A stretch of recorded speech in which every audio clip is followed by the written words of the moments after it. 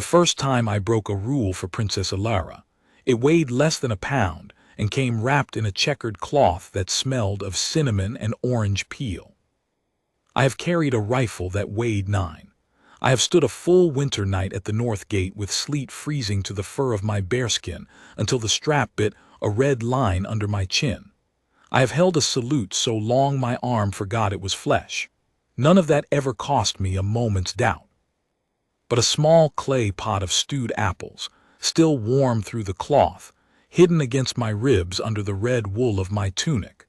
That was the heaviest thing I ever smuggled through the doors of the Harrowgate Palace, and I would do it again tonight if the same order came down.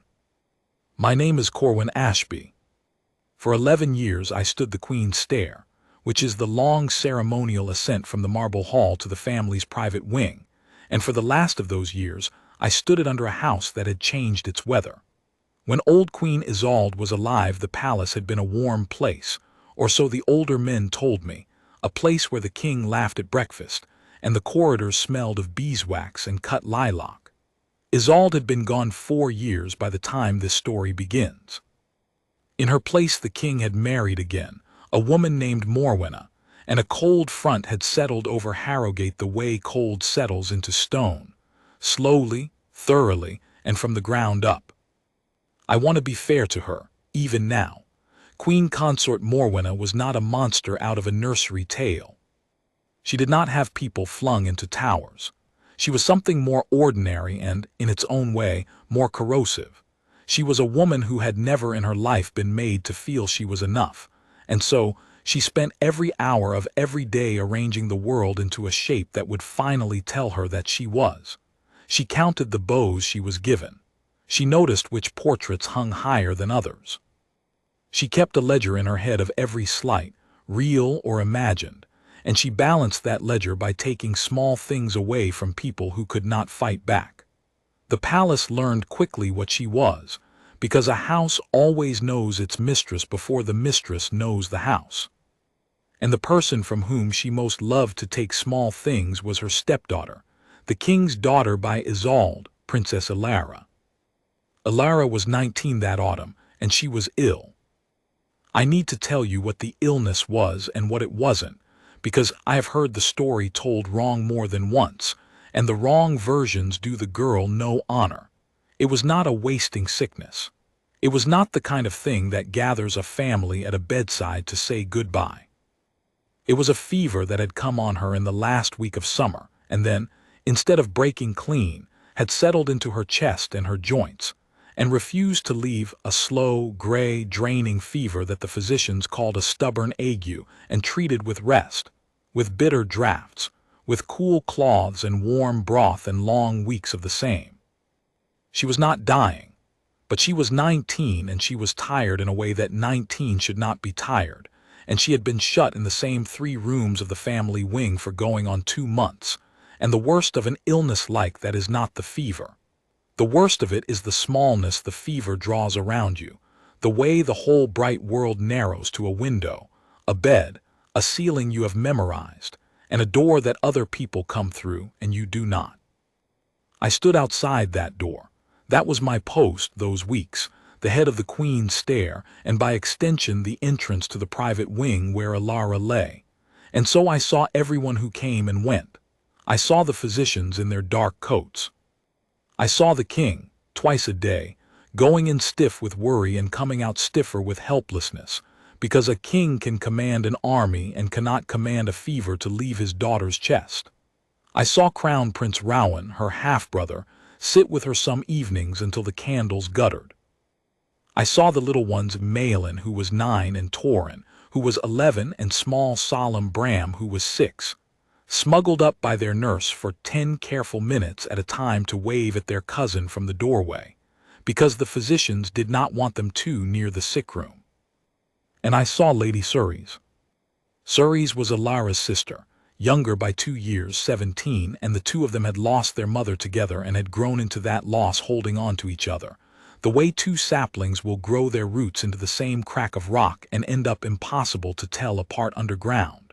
Where Elara was quiet, Cerys was quick. Where Elara endured, Cerys did. When the fever came, Cerys did not sit and wring her hands. She cooked. I should explain that a lady of the royal house is not supposed to cook. There are kitchens for that, and a small city of people who staff them, and the notion of a princess's sister rolling up her sleeves in the still room over a copper pot would have scandalized half the court. Cerys did not care. She had been taught the recipe by their mother, Isolde, a stewed apple dish, apples and pears cooked down slow with cinnamon and a curl of orange peel and a spoon of honey thickened just enough to hold a spoon upright, served warm. It was nothing. It was a nursery food, a sick-room food, the kind of thing a mother makes for a child with a scraped knee or a bad dream. And that was exactly the point. It was the taste of their mother's hands. It was the one thing left in the world that could reach past the fever and the gray smallness and touch the girl Elara had been before all this. The well girl, the loved girl, the daughter of a warm house. Cerys made it herself in the still room, 3 or 4 evenings a week. And she carried it up the queen's stair in a little checkered cloth past me into her sister's room. And for those weeks it was the best moment of Elara's day, and everyone in the wing knew it. I knew it. I would hear, through the door I guarded, the change in Elara's voice when her sister came in with the pot, a lift in it, a thread of the old brightness. "You made it," she'd say. "And Cerys every time, light as anything. I'll always make it." That is the thing the Queen Consort took away. It happened on a Thursday. I remember because Thursdays the king held his open audiences, and the palace ran a little emptier in the family wing, everyone drawn downstairs, and the corridors had that hollow midweek quiet. Cerys came up the stair at her usual hour, the pot warm in her hands, and she had barely reached the top step when the door of the Queen Consort's own apartments opened, and Morwenna came out. I straightened. You always straightened when Morwenna appeared, the way you'd straighten at the edge of a cold draft. She stopped in front of Cerys and looked at the checkered cloth the way a customs officer looks at a smuggler's bag. "What is that?" she said. It was not a question. Nothing Morwenna said was ever quite a question. Questions admit you don't already know, and she could not bear not to already know. "It's for Elara," Cerys said. "It's just stewed apples. I make it for her. It helps her eat." Morwenna lifted the corner of the cloth with one finger, looked at the little clay pot of soft golden fruit as though it were something crawling, and let the cloth fall back. "It smells of the kitchen," she said. "The whole stair smells of it. Do you know how it looks, a lady of this house creeping up and down the servants' passages with a pot like a scullery girl? Do you know what the physicians say?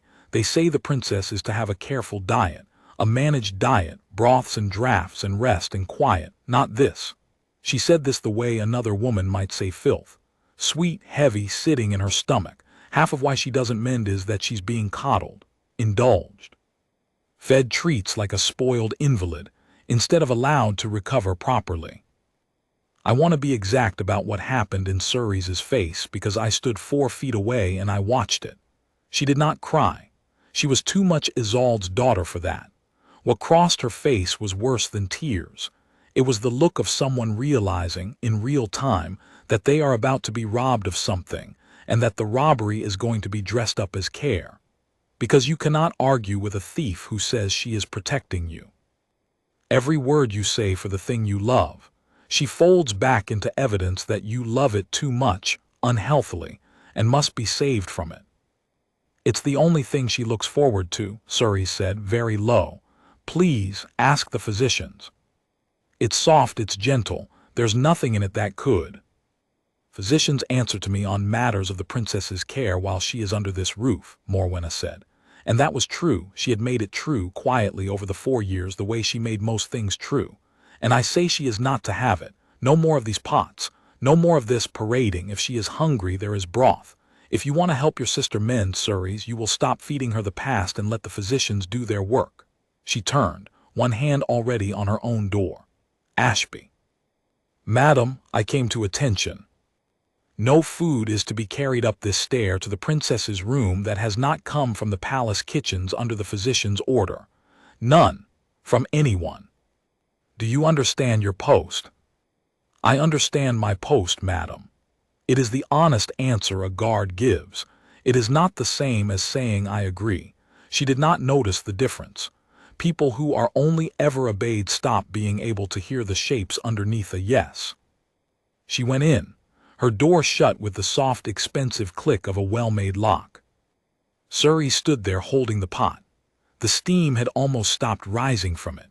And she looked at me, really looked, the way people almost never look at a guard, because a guard is supposed to be furniture, a red-coated fixture of the wall, and I saw her understand that I had just been given an order, and that the order was a wall, and that I was the wall. "I'm sorry, Lady Cerys," I said.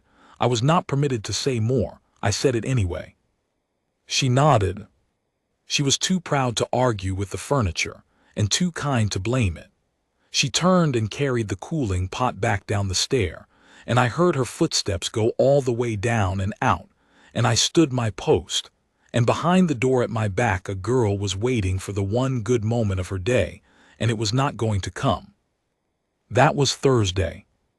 I did not sleep well that night. I want to be honest about the size of the thing because I have no patience for men who dress up small kindnesses as great heroics. No one was going to die over a pot of apples. Elara would eat her broth or not, and the fever would run its slow gray course, and in the spring, most likely, she would rise from that bed thinner and paler and mend the rest of the way in the sun. The stewed apples were not medicine. That is exactly what Morwenna would have said, and on the plain facts she would have been right. But I have stood a long time in that palace, and I have learned that the plain facts are not the whole account. A person who is ill for a long time is not only a body that needs mending. They are a spirit being slowly worn thin by sameness and helplessness and the closing in of the walls. And into that grinding sameness Cerys had been carrying 3 evenings a week, a small warm proof that she was still loved by name, not managed, not dieted, not a case the physicians answered for, but Elara, her mother's daughter, her sister's sister, worth the trouble of a copper pot and a cinnamon stick and a walk up a stair. That is not nothing. That is very nearly everything, when you are 19 and tired, and the whole world has shrunk to a window. And a woman who could not bear that someone else had a warm thing had reached in and taken it, and called the taking mercy. I lay awake and I thought about my post. A guard's whole honor is the post.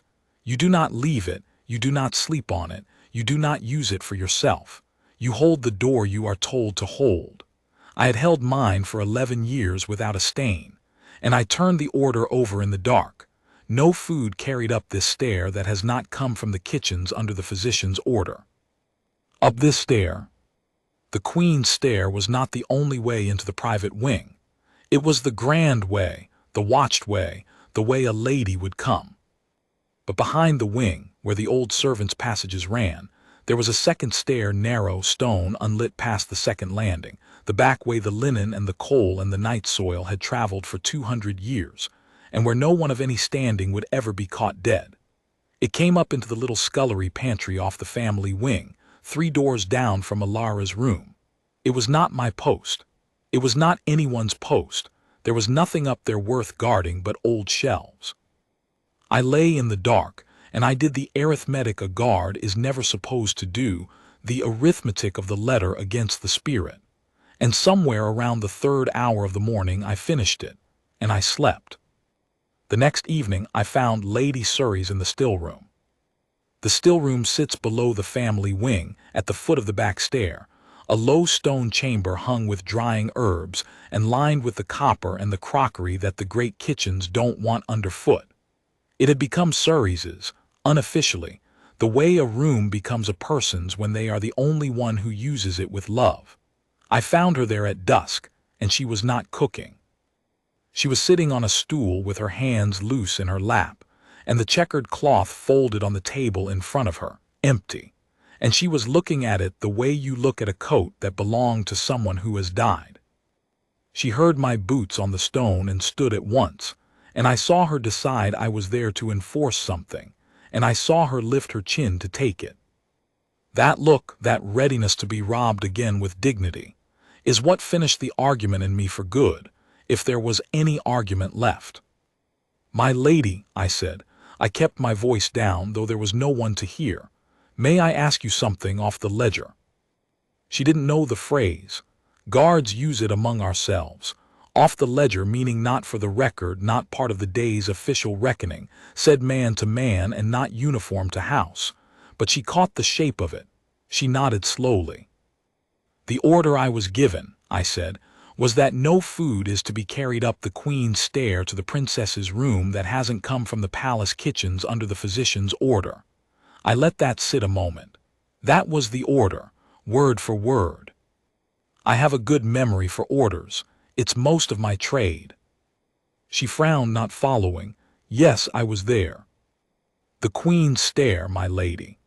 I looked at her steadily and I let her do the rest, because a thing a person works out for themselves is a thing they will keep, and a thing you hand them they can drop. I watched it reach her. I watched her eyes go from my face to the low door in the corner of the still room, the door to the back stair, the narrow stone way that ran up 200 years of coal and linen into the little pantry 3 doors from her sister's room. I watched her understand that the order covered one stair, the grand one, the watched one, and said nothing at all about the other. And I watched her understand what I was, standing there in the dusk telling her the exact words of an order I had every intention of keeping to the letter and betraying to the bone. "Corwin Ashby," she said. It was the first time she had used my name. "You could lose your post." "Could," I agreed. "So it's important we're both careful. If it were ever carried up the Queen's stair, I'd have to stop it. That's my post and I'll hold it honestly. But the back stair isn't my post. The back stair isn't anyone's. And a guard can only enforce the order he's given on the ground he's given it. I was not told to guard the back stair. I was not told the princess may have nothing. I was told what may not come up the Queen's stair." I paused. "I am a very literal man, my lady.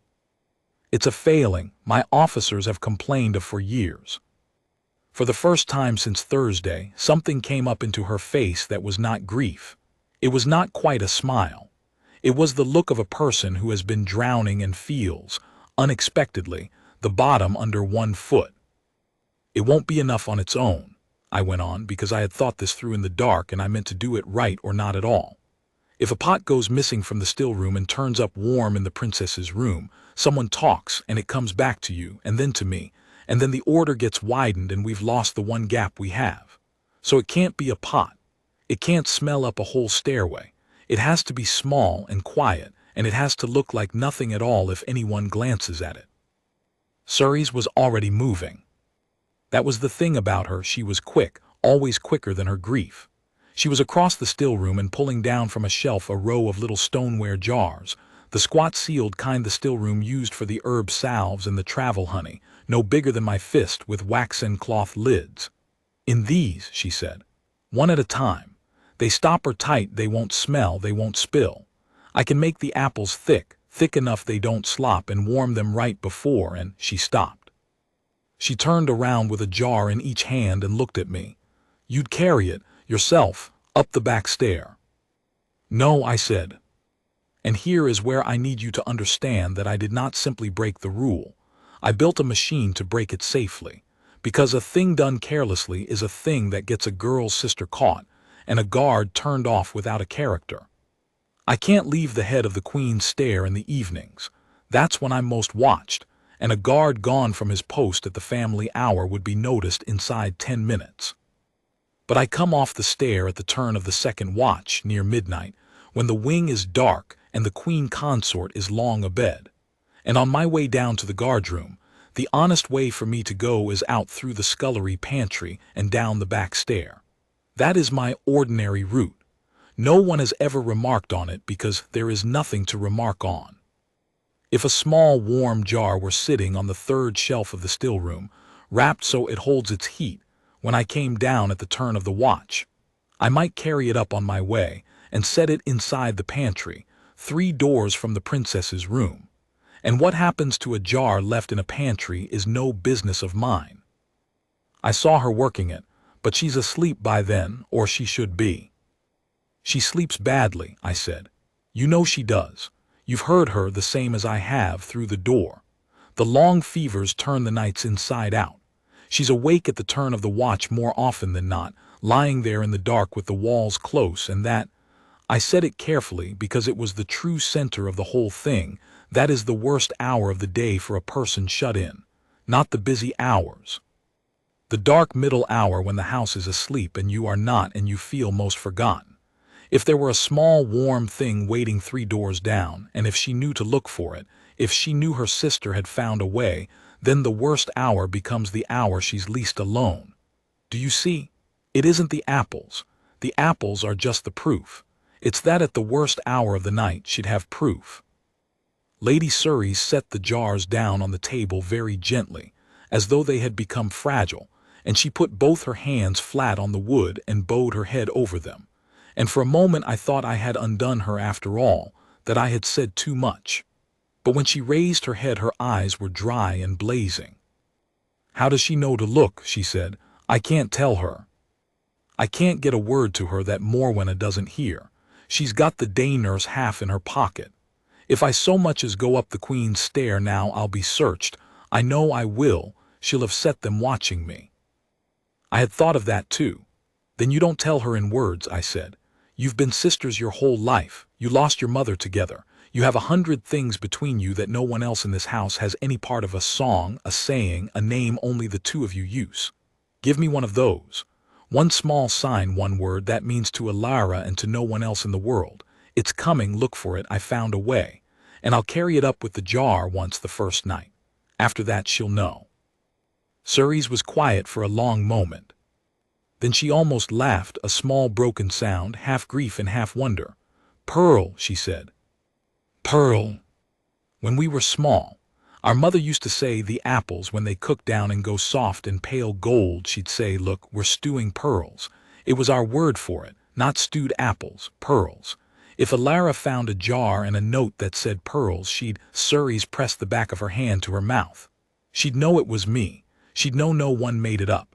There's no one else alive who knows that word." "Then that's the sign," I said. "You cook.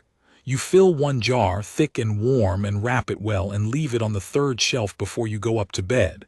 Tomorrow night, I'll do the rest.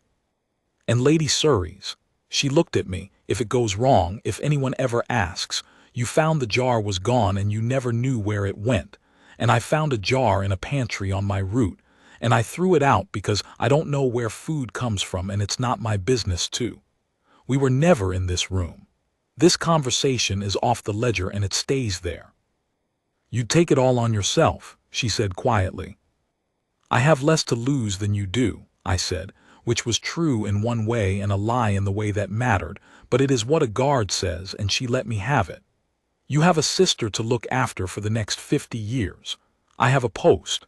A post can be lost and a man can find another wall to stand against. Sisters are harder to come by." She looked at me then the way I've rarely been looked at in a long life of standing in doorways, as if I were a person and not a fixture, as if the red coat had a man inside it after all. "My mother would have liked you, Corwin Ashby," she said. "She had no patience for people who hid behind their orders, and none at all for people who used their orders to be cruel and called it care. So I gather," I said, "3rd shelf tomorrow night, wrap it warm."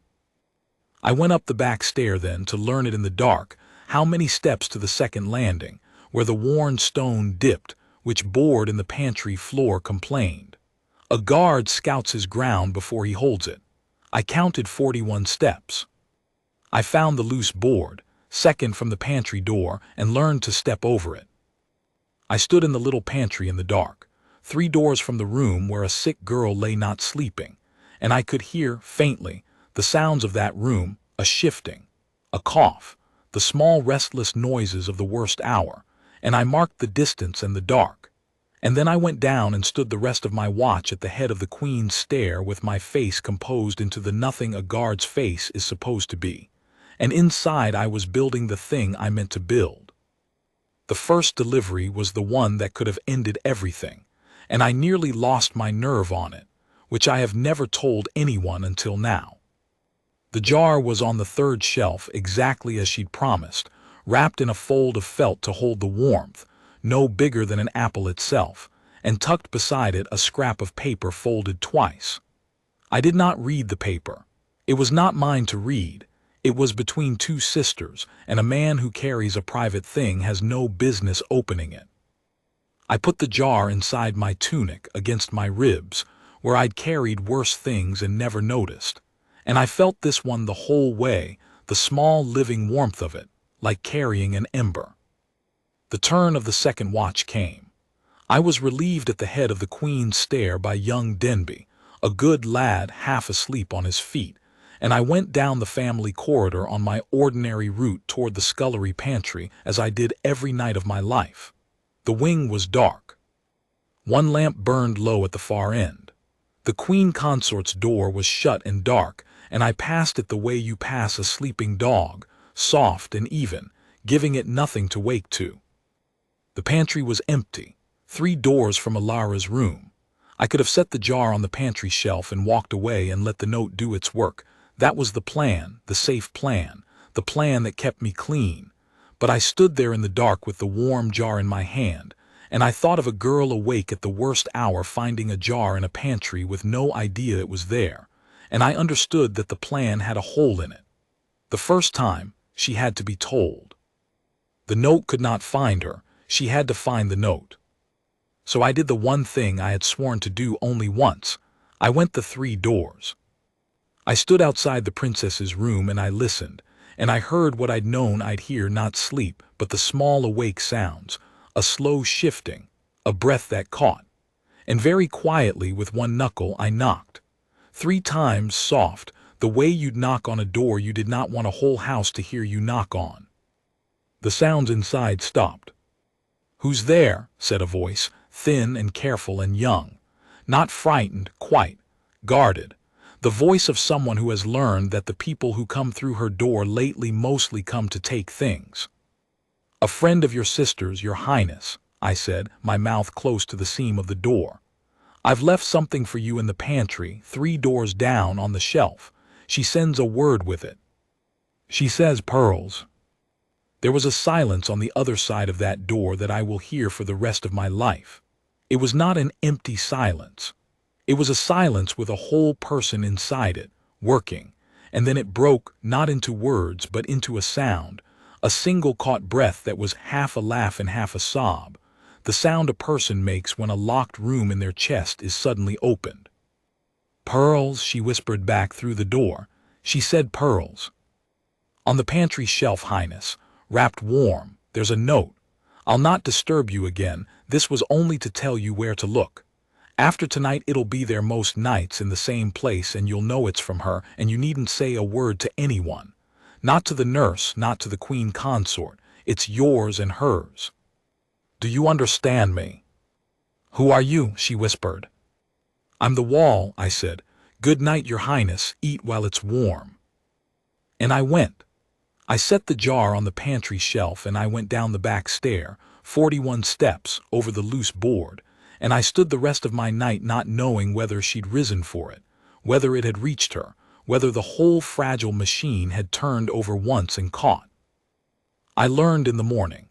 Not from Cerys, we had agreed to be strangers in daylight, but from the day nurse, who came off her night shift complaining to the housekeeper, whom I happened to be near, that the princess had slept better than she had in a month and had asked, of all things, for her hair to be brushed and the curtains opened. "As if something had lifted," the nurse said. "I don't understand it.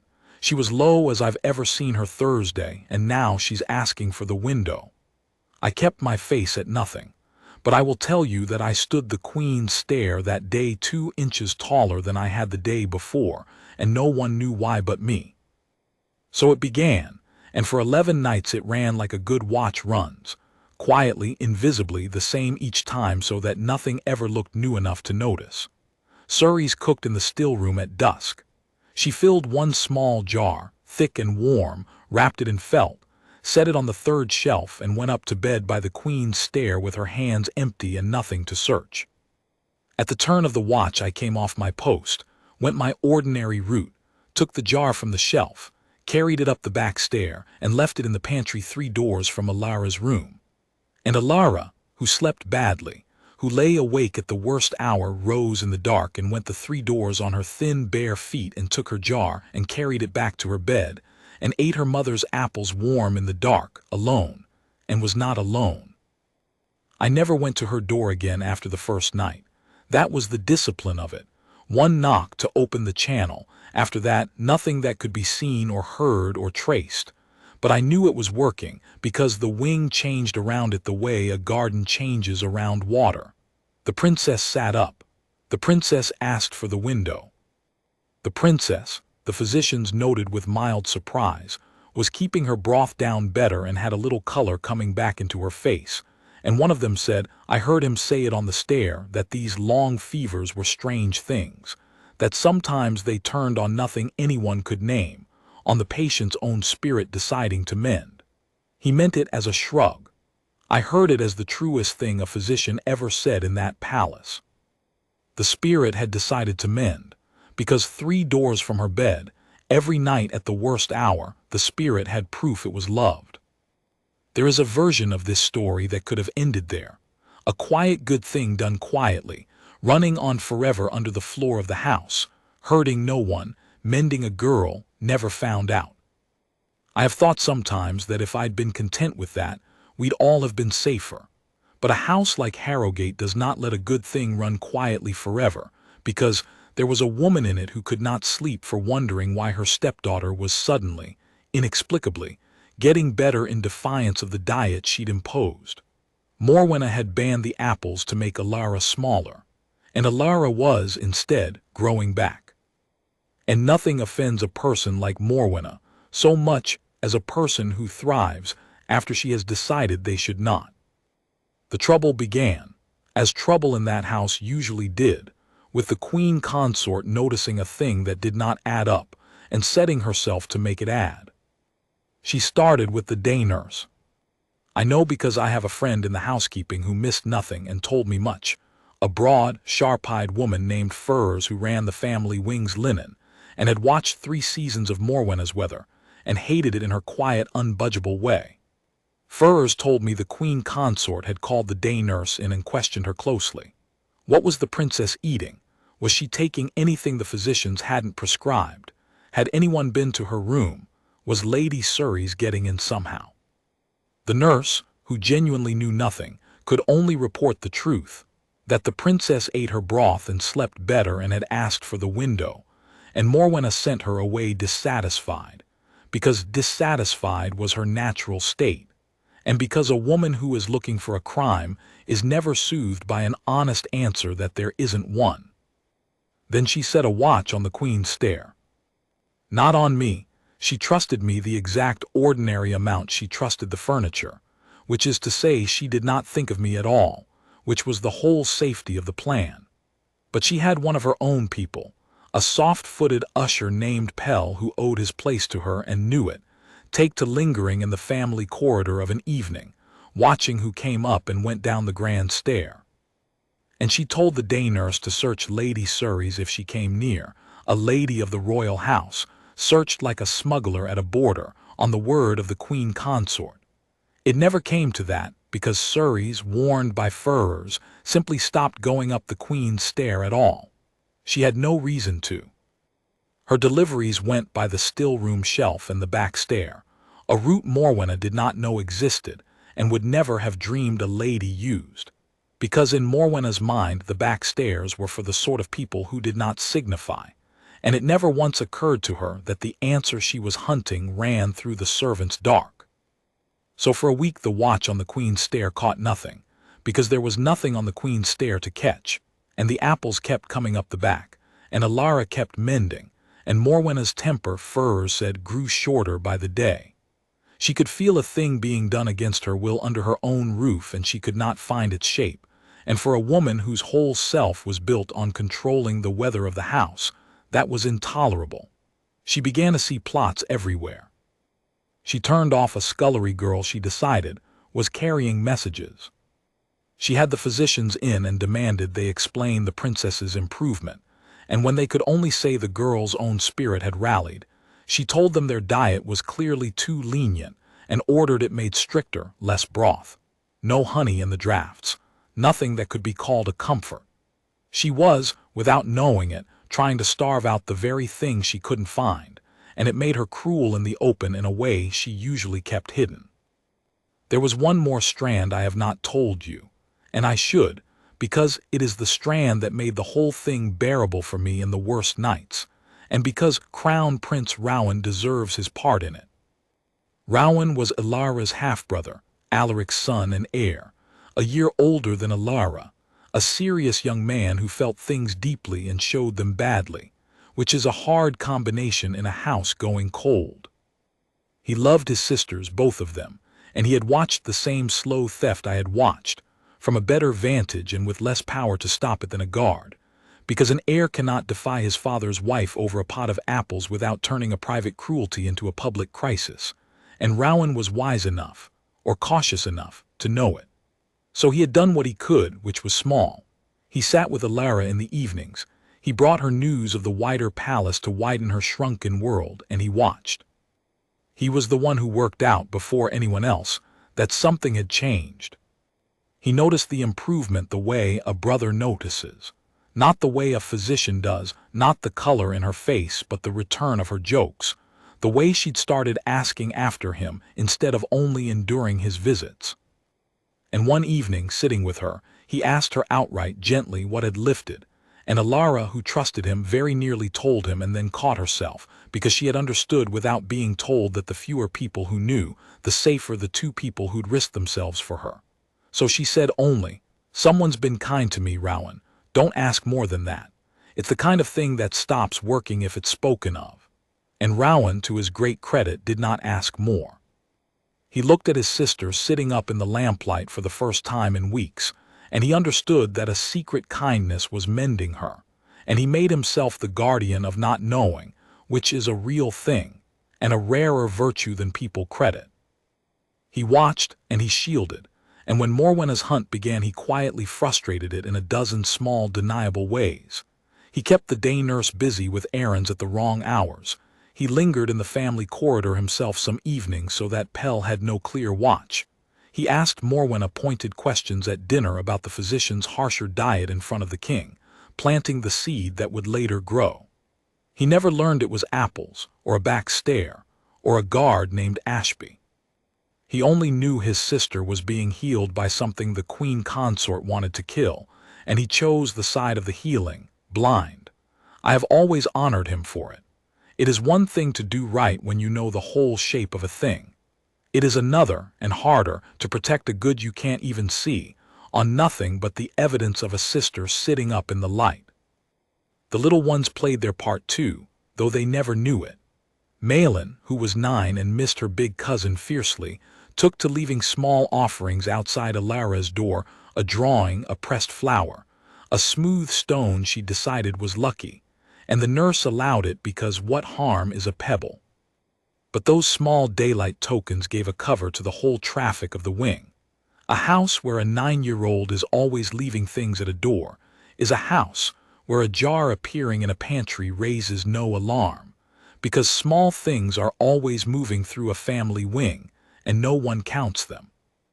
Torrin at 11 had appointed himself Elara's messenger and would relay the doings of his brother Bram, who was 6 and solemn, and had decided, in the way 6-year-olds decide things, that Elara was ill because the house had gone sad, and that if he could make the house happy again she would get well, a piece of child's logic that was, I have come to think, more correct than every physician's chart. He would stand outside her door, small and grave, and tell her a joke he'd been saving, and go away satisfied he'd done his cure. Between Rowan's shielding and Malin's pebbles and Torrin's messages and Bram's jokes, the wing had, without any of them planning it, wrapped a soft daylight cover around the secret night traffic, so that my 41 steps in the dark were only the last and quietest thread in a whole cloth the children had woven by loving her out loud. I have never told them. But I have thought that if the good in that house had a shape, it was that. A sick girl at the center and a ring of people around her, a sister with a copper pot, a brother who guarded a secret he couldn't see, 3 little ones with pebbles and jokes, and a guard on a dark stair, all of them in their different ways, refusing to let the cold have her. That was the week the king noticed. I have not said much about King Alaric, and I should, because he is the hinge the whole ending turns on, and I would not want you to think him a fool or a weakling for having let his house go so cold. He was neither. He was a grieving man who had made a second marriage for reasons of state and reasons of loneliness, both of them bad reasons for the particular woman he'd chosen, and who had then done what grieving decent men often do, retreated into his duties, his audiences, his councils, and let the private wing be governed by the wife he'd installed there, telling himself that a woman knew best about the rearing of daughters and the running of a household, and not looking too closely because looking closely would have meant seeing what he'd married, and he was not, that autumn, strong enough to see it. He loved Elara. He loved her helplessly and clumsily and from too far away. And when he came up twice a day to sit with her and found her of a sudden brighter sitting up, the curtains open, a thread of the old Elara in her voice, his first feeling was pure relief, and his second, slower feeling, the one that came to him in his study late at night, was a question. Why now? What had changed? Nothing in the physician's care had changed except that it had been made harsher, and yet the girl was better. A man who has spent his life reading counsels learns to notice when an effect has no visible cause. It nagged him. And Morwenna, who could not let a thing be, made the mistake of bringing her hunt to him. She came to him, Furs had this from the king's own man, full of grievance, and told him there was disorder in the wing, someone defying the physician's orders, someone smuggling indulgences to the princess against the diet, and she wanted his authority to root it out. She wanted the family wing searched. She wanted Lady Cerys' room searched. She wanted, she said, an end to the coddling that was undermining the princess's proper recovery. She expected him to give her his authority, because he always had. But she had miscalculated in a way that people like her always eventually miscalculate. She had assumed that because a man is passive, he is stupid, and Alaric was passive but he was not stupid, and what she had just told him answered the question that had been nagging him in his study at night. Someone was getting comfort to Elara against the diet, and Elara was better. Morwenna had just handed him, wrapped in her own complaint, the visible cause of the effect he'd been unable to explain. And some slow, buried, still living part of the king, the part that had loved Isolde, the part that remembered what a warm house felt like, must have looked at his wife standing there demanding he help her stamp out the one thing that was making his daughter well, and gone very quiet and very cold. He did not give her the search. He told her mildly, the way he told everyone everything, because mildness was his armor, that he would look into it himself. And then he did a thing that terrified me more than any of Morwenna's watchers, because it was competent, and Morwenna's schemes were only ever spiteful, which is a much easier thing to survive. He began, quietly, to actually investigate. He did not send ushers. He came himself at odd hours unannounced, the way a king can. And one night, the 12th night, I have reason to remember, he came up the family corridor at the turn of the second watch, alone, in a plain dark coat. At the exact hour I came off my post and went my ordinary route, and we very nearly met in the dark with a warm jar of stewed apples inside my tunic against my ribs. I came out of the stairhead into the corridor, and there was a shape at the far end by the low burning lamp, and I knew the set of those shoulders even in a plain coat, even in the dark. You do not stand 11 years in a man's house without learning his silhouette, and my heart did a thing hearts are not supposed to do to a guard on duty. The king, alone, at the worst possible hour, on the very route, standing between me and the pantry. A lesser plan would have died right there, but I had built the thing carefully, and the care held, because the truth of my position was that I had a right to be exactly where I was. This was my ordinary route off the Queen's stair to the guardroom. I walked it every night of my life. A guard passing down the family corridor at the turn of his watch was the most invisible thing in the palace precisely because it was the most ordinary. So I did not freeze, and I did not turn back, either would have marked me. I walked on at my ordinary pace, and when I drew near I stopped and came to attention as a guard does when the king is present, and I said, "Lo, your Majesty," and I waited, with a warm jar against my ribs and my face at nothing. He looked at me. He was tired, I could see it up close, the grief worn into the lines around his eyes, the sleeplessness. "Ashby, isn't it?" he said. "The Queen's stair." "Yes, Majesty." "You come this way every night." "Off my post at the turn of the watch, Majesty. It's my route down to the guardroom." "All true, every word." He nodded slowly, and his eyes went past me down the corridor toward Elara's door, and I understood that he was not hunting me. He did not suspect the furniture.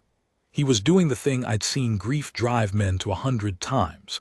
He was standing outside his sick child's door at the loneliest hour of the night because he could not sleep for love and helplessness, and had come to be near her the only way he knew how, which was to stand in a dark corridor and guard her from nothing. He and I were, in that moment, the same animal. We had both come up in the dark to keep watch over a girl. He just didn't know I'd done it better than he had.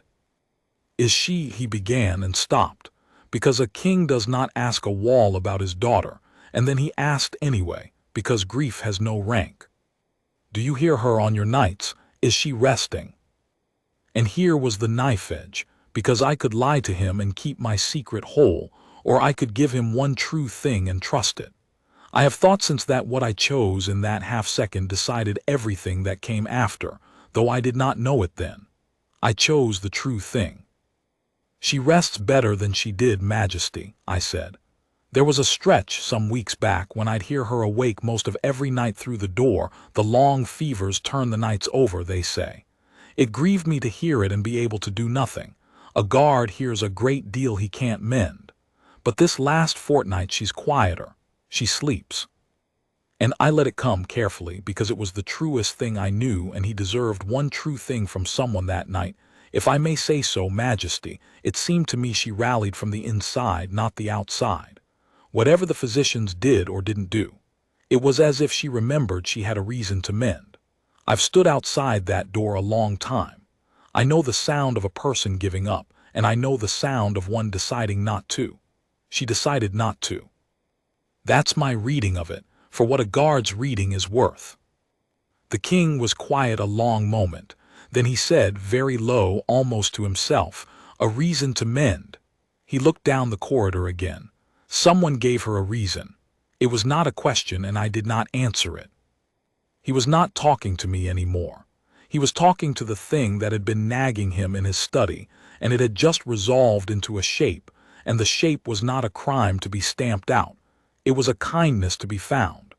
I saw the difference land in his face. His wife had come to him hunting a smuggler of indulgences. And here, from a guard on his rounds, was the same fact turned inside out. Someone had given a dying back girl a reason to live, and it had worked, and that was the thing Morwenna wanted the king's authority to destroy. "Thank you, Ashby," he said. "Go down to your guardroom." "Majesty." I saluted, and I walked on past him down the corridor, and I did not go to the pantry, because he was standing between me and it, and I would not lead the king to the very shelf I meant to fill. I carried the jar all the way down to the guardroom, and I held it, cooling, in my 2 hands, and for the first time the machine had failed. There would be no jar in the pantry that night, and a girl 3 floors up would wake at the worst hour and go the 3 doors and find the shelf empty, and think, perhaps, that the good thing had ended, that she'd been forgotten after all. That was the cost of the king in the corridor. I could not mend it. I sat in the guardroom with the cold jar, and I hated the whole careful machine for its one unfixable flaw, which was that it depended on a dark corridor being empty, and corridors in a grieving house are not always empty. But I had given the king a true thing, and true things have a way of working while you sleep. The next day the storm broke, and it broke because Morwenna, denied her search, had grown impatient and done the one thing I had most feared from the start. She had stopped watching the Queen's stair and started watching everything, and one of her watchers, the soft-footed Usher Pell, had finally thought to wonder, as I'd known someone eventually would, why the princess's improvement had begun the very week Lady Cerys stopped coming up the grand stair. If the sister stopped coming and the princess got better, most people would conclude the sister was the problem, which is what Morwenna wanted to believe. But Pell was not a fool, only a coward, and cowards are observant. He reasoned it the other way. The sister stopped coming up the front and the princess got better, so the sister was still coming, only not up the front. And there was only one other way up. Pell went and stood at the foot of the back stair one evening at dusk, in the dark by the still room door, and he watched Lady Cerys come down, and cook, and fill a small jar, and wrap it in felt, and set it on the third shelf and go up to bed. And then he waited in the dark, past the turn of the watch, and he watched a guard of the Queen's stair come down off his post on his ordinary route, and take the jar from the shelf, and carry it up the back stair. He watched me the 12th night, the night the king stood in the corridor, the night I carried the jar back down cold and never filled the pantry. So even the failed night betrayed us, because a failed delivery watched is as damning as a good one. Pell had his answer. He went to the Queen Consort at first light and he told her everything. The sister, the still room, the jar, the back stair, and the guard. And Morwenna at last had her crime, her culprits, and best of all to her mind, a way to be publicly, righteously cruel and call it order. She did not go quietly to the king. She had tried quiet and it had failed her. She chose, instead, to make it a scene in the one place she was sure of her power. She called it before the household. She had the king present, and the crown Prince Rowan, and Princess Adela, the king's sister, who was visiting that week, and a scatter of the court, and the physicians, and she had Lady Cerys brought, and she had me brought marched down from my post by 2 of the palace guard as though I were a prisoner, which that morning I supposed I was. They gathered us in the marble hall, which sits at the foot of the Queen's stair, the wide, bright, formal room where the household assembles for the things a household assembles for. Morwenna had staged it well, I'll give her that. She stood near the king's chair with the light behind her, and she had the felt-wrapped jar on a small table beside her like evidence at a trial, and she had Pell standing ready to give his account, and she had arranged her face into the particular expression she wore for these performances.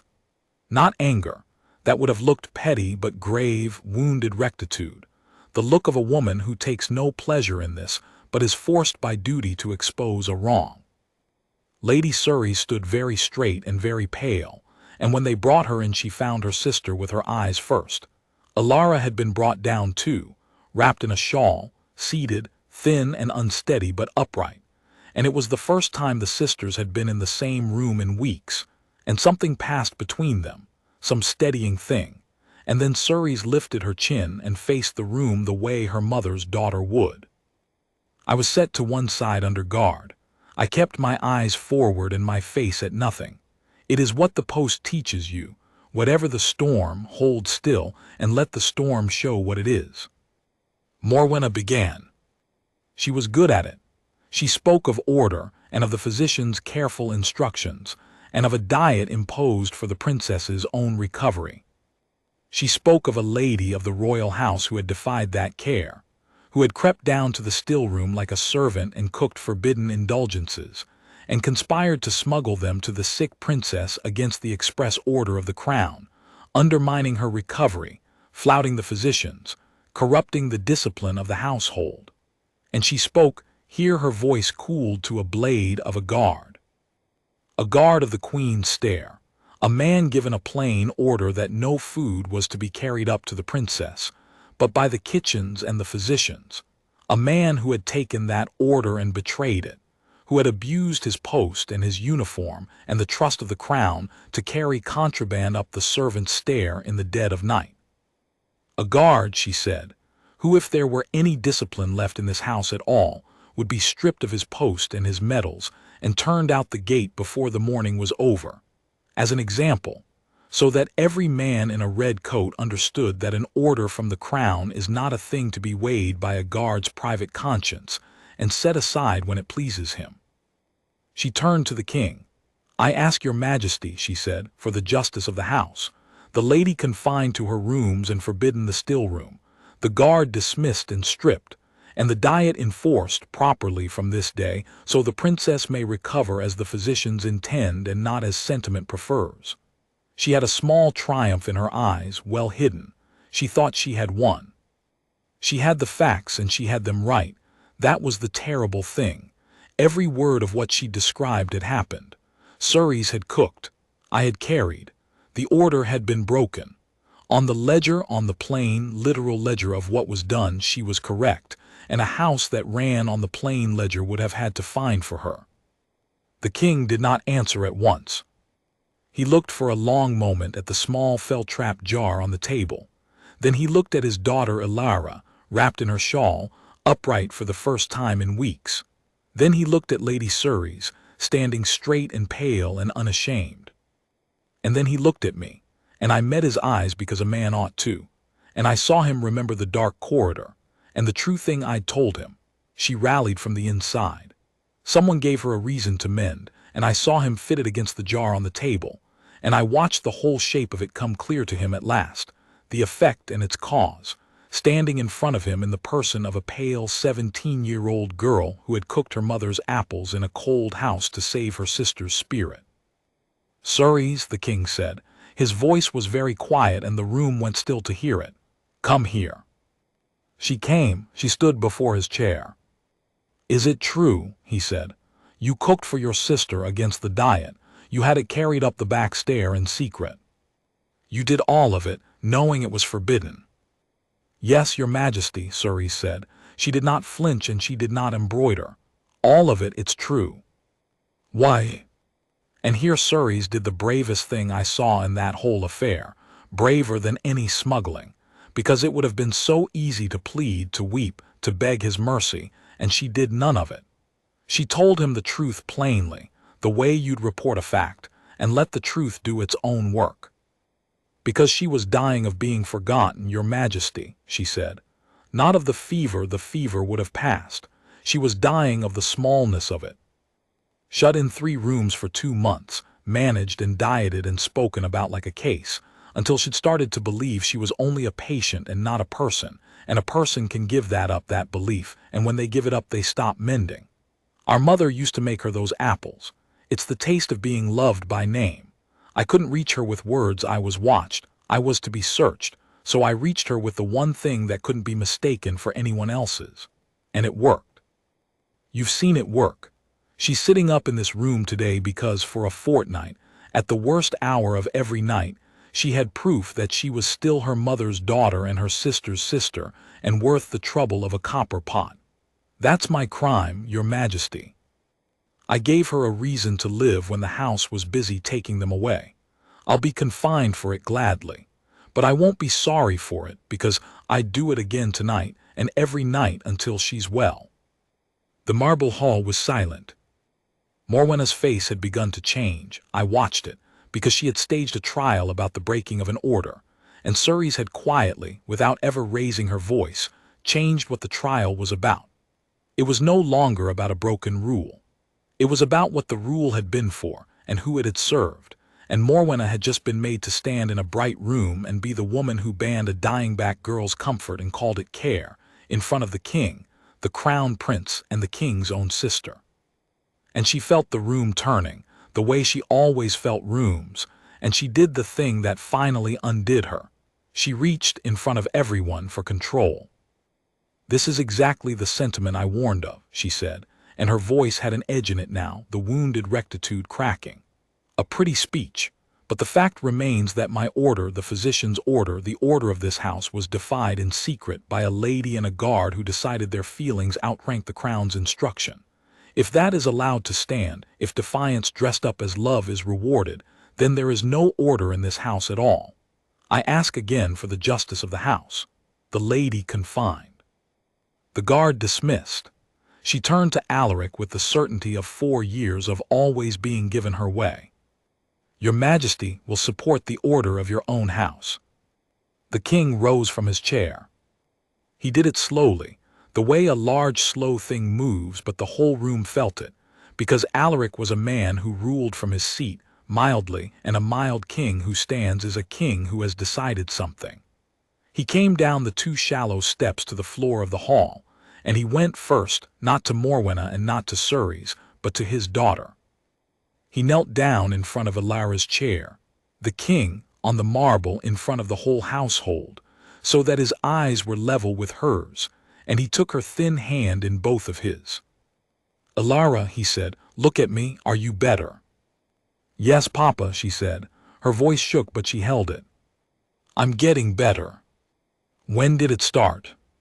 She glanced just once at her sister and then back at her father, and she said, "When she found a way to reach me, when I stopped feeling forgotten."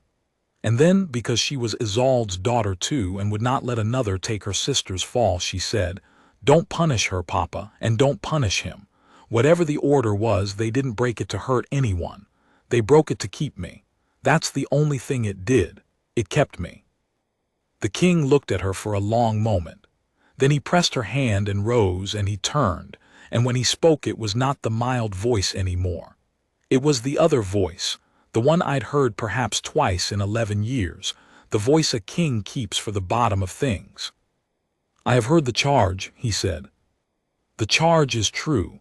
An order was given, and it was defied in secret by my daughter Cerys and by this guard. On the fact of it there is no dispute." He let that sit. "So let me now judge the fact of it as I am asked to." He turned to Morwenna. "You gave an order," he said, "that the princess was to have no comfort but what the physicians allowed. You framed it as care. I let it stand because I let too many things you framed as care stand, and I will answer for that failing to my daughter for the rest of my life. But hear me now. An order is not holy for its own sake. An order is a means. It serves a purpose, or it serves nothing, and when I ask what purpose your order served, I find only one honest answer. It served you. It made my daughter smaller, and it made you feel larger, and it called that medicine. And under it she was dying back not of the fever of the smallness, until two people in this house who love her more than they love their own safety found a way at some risk to give her back a reason to live. And it worked. The physicians will tell you it worked. They have no other name for why she mends. So I am asked to punish the cure and reward the sickness, and to call that the order of my house." His voice dropped. "I will not." The hall did not breathe. "Lady Cerys," the king said and turned to her, "you are not confined, you are not reproved. You cooked your mother's food for your sick sister and you carried it to her through the dark at cost to yourself. And if that is the worst thing you ever do in your life, you will die a better soul than most who never broke a rule. The still room is yours. Cook whenever you please. And when your sister is well enough to sit at a table, I should like," his voice caught, "just slightly, I should like to be asked to that table if there is a place. It has been a long time since anyone in this house made me anything with their own hands." Cerys could not speak. She pressed her hand to her mouth and nodded, and Elara reached for her, and the two sisters held on. Then the king turned to me. "Guard," he said, "Ashby. You were given an order and you found a gap in it, and you drove a girl's supper through the gap at the risk of your post and your medals and your name. By the letter, that is a thing I could break you for, and the Queen Consort has asked me to." He looked at me a long moment. "Tell me why you did it. Not the lady, she has her reasons and they are hers. You. A guard's whole honor is his post. Why did you spend yours on a pot of apples?" I had not expected to be asked to speak, and I am not a speaking man, but the post teaches you that when the king asks a plain question you give a plain answer. So I did. "Because I stood outside her door, Majesty," I said, "for weeks, and I heard her at the worst hour of every night, awake and small and forgotten. A guard hears a great deal he isn't allowed to mend, and mostly he learns to bear it, because most of it isn't his to touch. But this was a thing I could touch. Not with my rifle and not with my post, with a gap in an order and 41 steps of a dark stair. The order I was given was that no food come up the Queen's stair but by the kitchens. I kept that order to the letter, Majesty. Nothing ever came up the Queen's stair. I was never told to guard the back stair, and I was never told the princess might have nothing, and a guard can only enforce the order he's actually given. I know that's a lawyer's answer. But under the lawyer's answer is the real one, and the real one is this. I decided a girl awake and forgotten at midnight was a wrong I could put right, and that no order worth keeping would have asked me to leave it.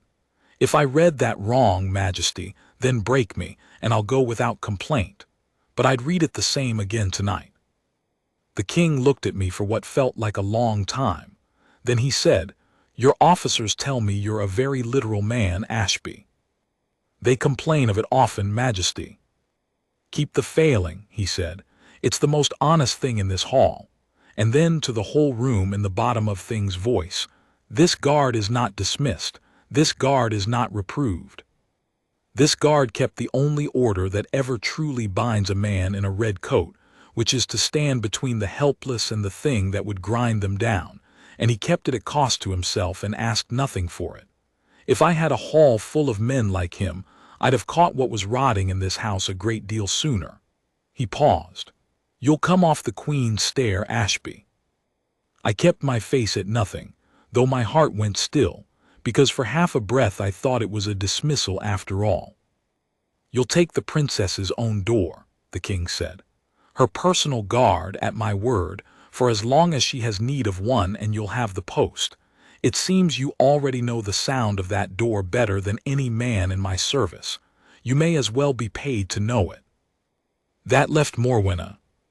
She had stood through all of it with her face growing whiter and stiller, and now the king turned to her, and the room turned with him, and she was left standing alone by her little table with her felt-trapped jar of evidence that had become, in the space of a quarter hour, evidence against herself. He did not shout at her. I have thought since that the mildness with which he did it was the most merciless part, because there was no heat in it she could hide behind, no cruelty she could point to and call unfair, only a quiet, level, terrible clarity. "Morwenna," he said, "you came to me for the justice of the house, and I have given it. But I find I have more to say to you, and I'll say it here in front of the house, because you chose to bring this here rather than to me alone, and a thing done in the open should be answered in the open." He let the silence work. "For 4 years I let you keep the weather of this wing. I told myself a woman knew best about the raising of daughters, and I looked away from a great deal because looking would have cost me something I didn't have the strength to spend. That was my failure, and I own it before all of you, but I am done looking away. I have watched you, this last fortnight, hunt through my house for the crime of a girl feeding her sick sister. I have watched you make the physician's diet crueler to starve out a comfort you couldn't find.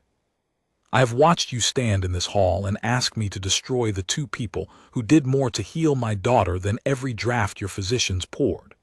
And I have finally understood what I married, and what it has been doing to my children quietly, under my own roof, while I sat in my study and called my blindness peace." Morwenna opened her mouth. "Alaric." "You will not run this wing again," the king said, and it was not loud, but it ended the sentence for good. "The family wing, the princess's care, the household of my daughters, it passes out of your hands from this hour. My sister Adela will take the ordering of it while Elara mends." Princess Adela, standing to one side, inclined her head. She was a plain, upright, kind-faced woman who had watched the whole affair with her jaw set, and I saw in her face that the wing would be a warmer country under her within a week. "You will keep your rank and your rooms and the dignity your station demands, because I do not make war on my own house before the court. But you will keep no power over these children, and you will never again give an order concerning their comfort, their food, their care, or their persons. And if I hear that you have tried, if I hear of 1 pot of apples turned back, 1 sister searched, 1 small mercy called a crime, I will not be so mild a second time. Do you understand me?" Morwenna understood. You could see the exact moment the 4 years of accumulated power went out of her, the way water goes out of sand, a stiffening, then a kind of collapse held rigidly upright. She had built her whole self out of being the one who controlled the weather, and the king had just, in front of everyone she cared to be seen by, taken the weather away from her and handed it to his sister. She did not weep and she did not rage. She was too proud and too cold for either. She inclined her head a small, brittle, furious bow, and she said, "I understand, your majesty. in a voice like a door closing, and she gathered what was left of herself and walked out of the marble hall, and the household parted to let her pass, and no one bowed lower than they had to. The jar of apples stayed on the little table where she'd left it. She had brought it to be evidence of a crime.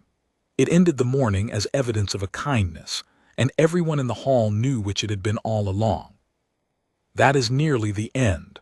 Let me finish it honestly, because the honest ending is better than a neat one. Elara mended. Not all at once. A long gray fever doesn't lift like a curtain, but through that autumn and into the winter she came back, week by week, first to the window and then to the chair by it, and then, before the first snow, to the garden on my arm, thin and slow but upright, turning her face up to a cold sun as though she'd forgotten it and was learning it again.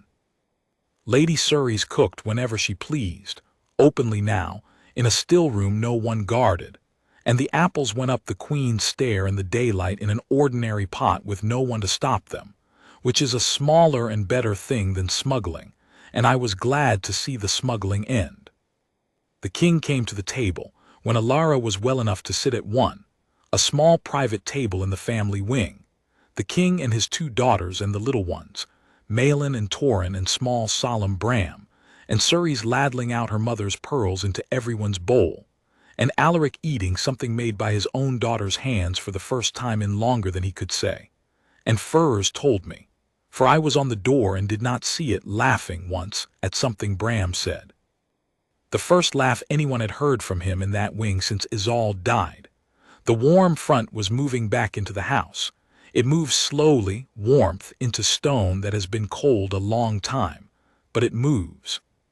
I took the princess's door. I stand it still.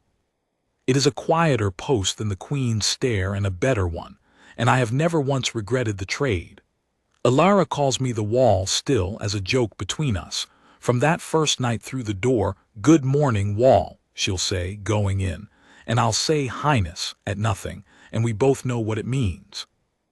And Cerys, Lady Cerys, who is married now to a good plain man of no particular importance and happier than half the court, Cerys, when she comes to see her sister, always stops at my door and always says the same thing, and I always give her the same answer, and I'll set it here to close, because it is the truest exchange I know.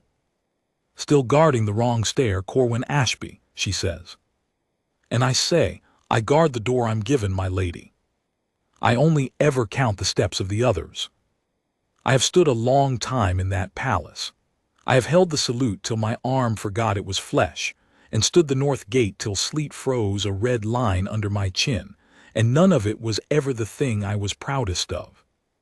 The thing I am proudest of weighed less than a pound, and came wrapped in a checkered cloth and smelled of cinnamon and orange peel, and I carried it up 41 steps of a dark stair, at the worst hour of the night, to a girl who was awake and forgotten. And it turned out that a warm jar of a mother's apples, carried in secret by 2 people who loved a sick girl more than they loved their own safety, was stronger than a queen consort's cold order and every physician's draft in the palace. It gave her a reason to mend. That is not a small thing.